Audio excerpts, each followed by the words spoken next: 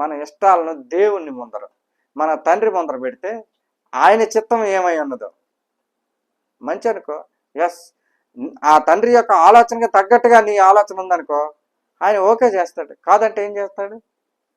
ఆలోచించి బేటా అని ఇంకో మారు చెప్తాడు తప్పితే అంతకుమించి ఏమనగలడా?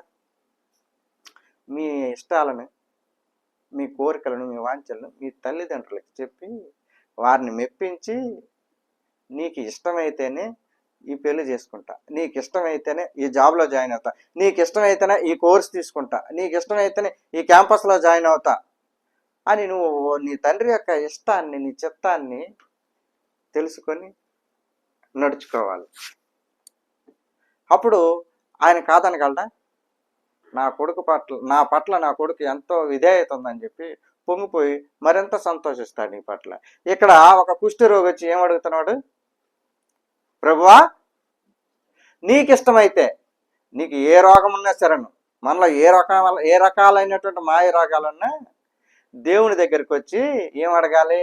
దేవా, నీకు ఇష్టమైతే నన్ను శుద్ధినిగా చేయు, నీకు ఇష్టమైతే నాలో ఉన్న రోగాన్ని తీసేయి, నీకు ఇష్టమైతే నాకు ఈ రకమైనటువంటి ఇబ్బంది నుంచి తొలగించు అని అడగాలి. కానీ ఈ రోజున క్రైస్తవులు ఎవరు ఈ రకంగా అడగట్లే. ఆయన ఇష్టానికి కాదు, మన ఇష్టం ఏదో ఉందో ఆయన ముందర పెడుతున్నారు అంతే.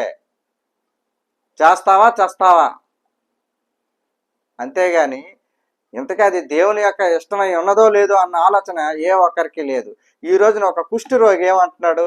నీకు ఇష్టమైతే అంటున్నాడు. అంటే నేను నా వ్యాధితో ఇలా ఉంటా, నా బాధను ఇలా భరిస్తా. ఎన్నాళ్ళు భరించినోడిని మహా అయితే ఇంకెన్నాళ్ళు బతుకుతా, ఈ కొన్నాళ్ళు కూడా అలా భరిస్తాను అన్నాడే తప్పితే, నేను కుష్టి రోగంతో ఉన్నాను కదా, నా కుష్టి రోగాన్ని తీసేయి అని అనలేదు.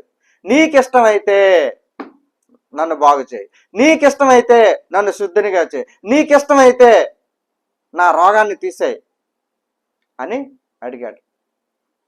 మనము కూడా దేవునికి ఏది అడిగినప్పటికీ నీకు ఇష్టమైతేనే, నీకు చిత్తమైతేనే ఇది చెయ్యి అని అడగాలి తప్పితే ఆయన బలవంత పెట్టడం కానీ, ఆయన నిర్ణయానికి మనం తలంచకుండా మన ఇష్టానుసారంగా పోవటం కానీ చేయకూడదు.